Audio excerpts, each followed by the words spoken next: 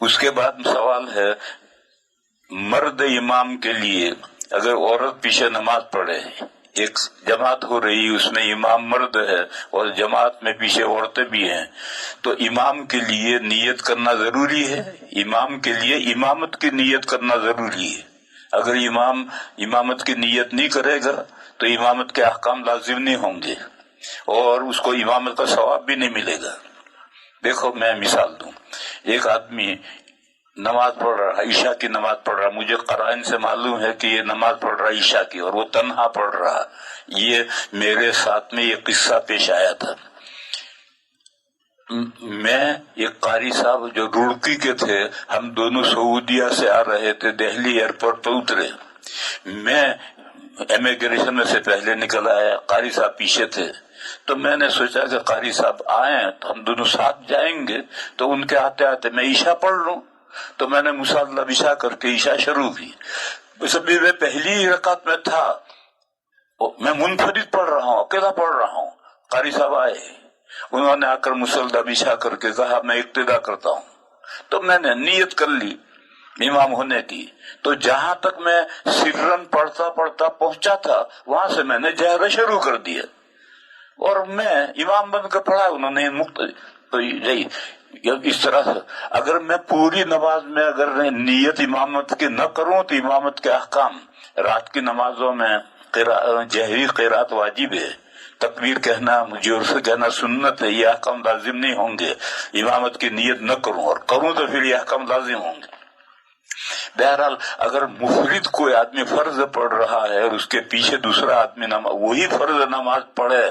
تو اگر امام امامت کی نیت کرے گا تو امامت کے احکام لازم ہوں گے، نہیں کرے گا تو وہ تنہا نماز پڑھ لے گا اور مقتدی کی اقتداء میں نماز صحیح ہو جائے گی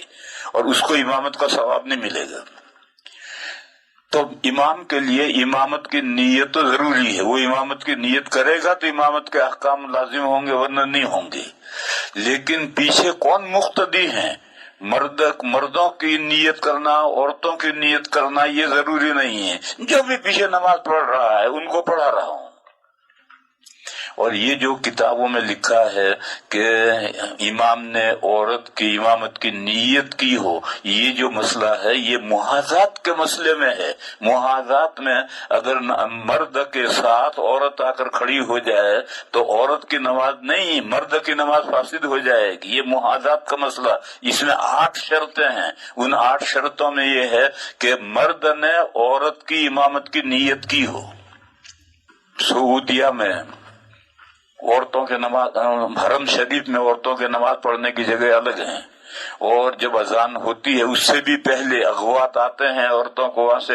طواف میں سے ہٹا دیتے ہیں، لیکن جب بھیڑ ہو جاتی ہے تو پھر عورتوں کو الگ کرنے کی کوئی صورت نہیں،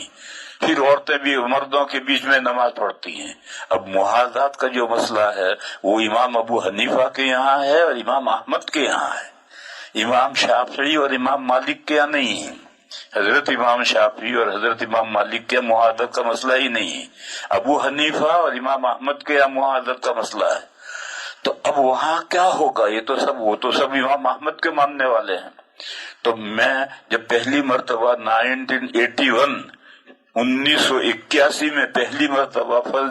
حج فرض کرنے گیا تھا، اور جب یہ صورت سامنے آئی تو میں نے مسجد حرام میں جو مولانا صاحب تقریر کرتے تھے میں نے ان سے ملا اور میں نے ان سے کہا کہ بھئی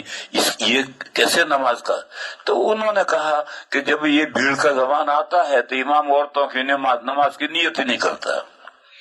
تو وہ محاذات میں جو 8 شرطیں ہیں اس میں یہ کہ مرد امام نے عورتوں کی امامت کی نیت کی ہو تو مرد کی نماز فاسد ہوگی۔ اب بھیڑ کے زمانے میں وہ نیت ہی نہیں کرتا، یہ انہوں نے ہیلا کر رکھا۔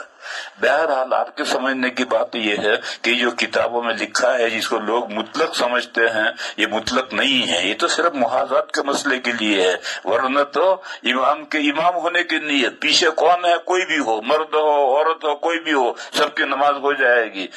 مخصوص طور پر کہ میں عورتوں کے امام ہونے کی نیت کرتا ہوں یا فاطمہ کے امام ہونے کی نیت کرتا ہوں ایسا ضروری نہیں ہے۔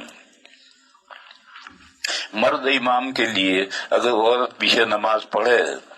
تو امام کے لیے نیت کرنا ضروری ہے۔